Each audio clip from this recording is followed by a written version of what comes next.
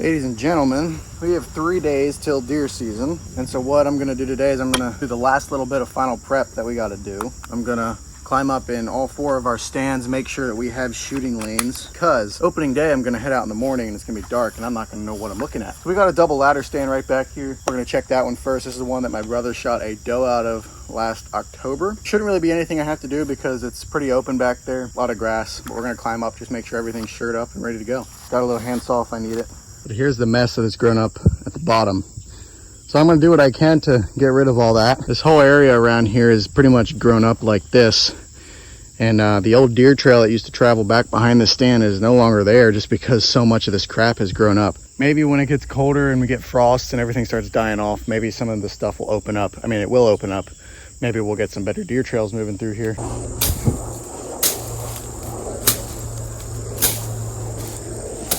Those weeds were climbing their way all the way up this ladder. There were thorns and everything just interlocked in that ladder. So I had to just stand there with this saw thing. I use it as a machete. Actually works really well as a machete. But did that, and then I had to cut this, I don't know what that is. There's a little tree here next to me. I had to cut some branches. This particular spot, the camera back here, it's been picking up a lot of daytime doe movement.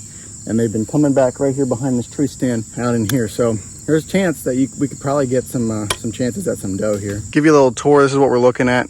This real open area all around here. Cornfield behind me. That cornfield, that's about 30 yards right there. I can see that there's this branch right here that's going to be in our way. That's going to give us some trouble for shooting back there. But we have a shooting lane back there, and we have shooting lanes basically all around here. It's really, really open back here. So we have to be careful about our movement. You can see deer coming from a good ways away. Most of the deer are actually going to come from in front of us. Real good woods area back in there, and the deer just make their way out here and they travel through here to get to the cornfield. From here to the road all the way down, about half a mile, there is no cornfield. We are the first cornfield from that road. So our neighbor right over here, the line is right over there. Our neighbor has that huge chunk of woods, really good area, but we are the first food source cornfield between the road and that area over there. So this right here is a what they call, I guess, an edge effect. It's between 2 zones, food zone, and we have like bedding and habitat over there. And right in between here, we're kind of this buffer area, this open but thick area between their habitat and their food. So we get deer coming back and forth through here. And it's kind of a pinch point because the cornfield goes up that way and the bedding kind of goes like that. So sometimes they'll go up there into the corner, but a lot of times they like to stay low, stay in this low bottom, and they just kind of move their way through here carefully. And as you can see, there's these huge thick areas. I mean, deer will bed in there. It is so, you can't see in there, you can't get in there. It is super thick. They'll travel through these little things and sometimes out in the open trying to get to this food.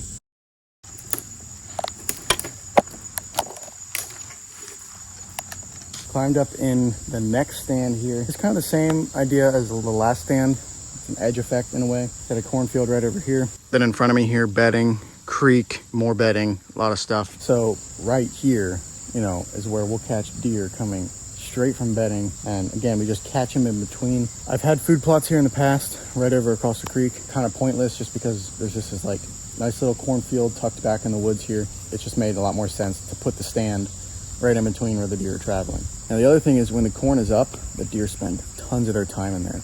So when the corn comes down, the deer are forced to travel through the woods again rather than cutting through the cornfield. Sometimes they'll cut right through the cornfield. Sometimes the deer are hesitant to travel through the open stuff, so you'll catch them moving around the cornfield through the woods. And right here we got a couple deer trails we're used to. Hopefully they use them again this year.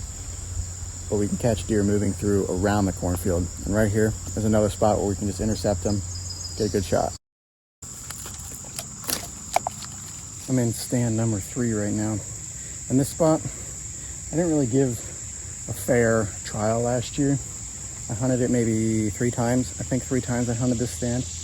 And I think this area is just a really underrated area. We got this little creek running, winding all the way down through this valley. Up on that side is the steer pasture. Deer don't really go up there. But behind me, there's this little hill and then a bench that runs all the way down a couple hundred yards, 200-300 yards. It's a deer bed there. But I've seen deer travel through here, deer bed right back over there. I've seen deer walk up this hill many times. And down here below me, this four-wheeler path, more just like a footpath now, has some disturbance in it. You can tell that there's some deer walking through here. This is a spot that I want to try to give more of a fair trial this year. I hunted here opening morning last year, saw 5 deer, had one doe at like 25 yards, but never really gave me a good shot. I've been thinking, you know, how I'm going to do the hunting this year. I'm going to hunt as hard as I can here early season for a week or two that I have to hunt, and then I start my new job, which if you haven't seen that video, go back a few videos, the one where it says bad news, watch that video, or click the card up here. After I finish that job, I will have tons of time to hunt, and hopefully I'll be able to catch the tail end of the rut in archery, and then I'll have 2-week gun season, and then about a 1-month late season, and I'm not going to be milking cows anymore, so I'm going to have a lot of time to hunt. And I'm going to be trying to do like lots of like hunting every day, more morning hunts, just try to hunt as much as I can. So even though there's going to be 6 or 8 weeks where I can't hunt, I think we'll be able to make up for it with, you know, I'm not having that other job, and basically I'm just doing YouTube and a little bit of freelance work. I'm excited for my new job because I love farming, and this is something that I really wanted to do and try out. But I'm also really excited for it to be over, because then I can just hunt, and we'll be able to make up for that 6 to 8 weeks where I can't hunt. So anyway, enough of me rambling. Let's go to the last and final stand. We are at the 4th and final stand, and for those of you that do not know, this particular stand is the stand where I shot my buck out of last year. I'll give you a quick tour. Buck came from my left over there, came out of the woods over there. I mean, this is all woods, but he came out from about that area right there. That's where I first noticed him. I saw this figure that looked like a deer, pulled my binoculars up, sure enough, it's a nice 8-point buck. He fiddled around over there and made some scrapes. Then he walked right out to that clearing right there, and then proceeded to make his way right through here, jumping that log, coming all the way to right there. Right there is 8 yards. And that's where I shot him. He then ran down the hill and died right down there at the bottom. That is the story of my buck last year. And to be honest, that buck was so unexpected because it was October 18th. For most people, that would be considered the October lull. At that point, I had seen some deer, not a ton of deer, but that was the first buck that I had seen all season. October 18th, and the season started September 18th. So I had hunted an entire month without seeing a buck. So because I shot a deer last year, mid-October, I did not move the stand. I'm keeping it where it's at. And from the bird's eye view, it's looking pretty good. If you could look right here, that is definitely a deer trail right there. So deer are traveling through here. There's this area over here that never grows anything, and I don't really know why, but nothing grows there. Might have been because there was a small forest fire here one time. If I'll zoom right here, you can see there's some charred wood there. We had a small forest fire up here one time.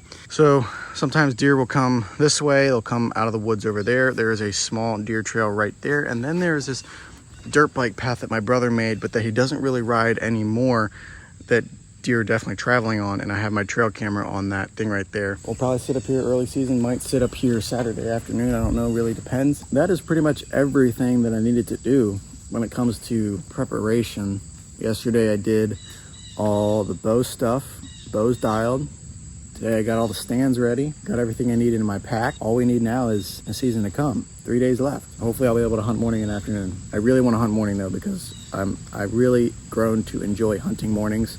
I used to hate getting up early, and I still hate getting up early, but if it's for hunting, man, oh man, I will hop out of bed and like that. Anyway, that's it for today's video. Thank you for watching. Hopefully you enjoyed. If you like this video, give it a like. If you want to watch me do some hunting here, subscribe, stay tuned. 3 more days. Actually, when this video comes out, it will be opening day. Thank you for watching. Hopefully you enjoyed. See you on opening day.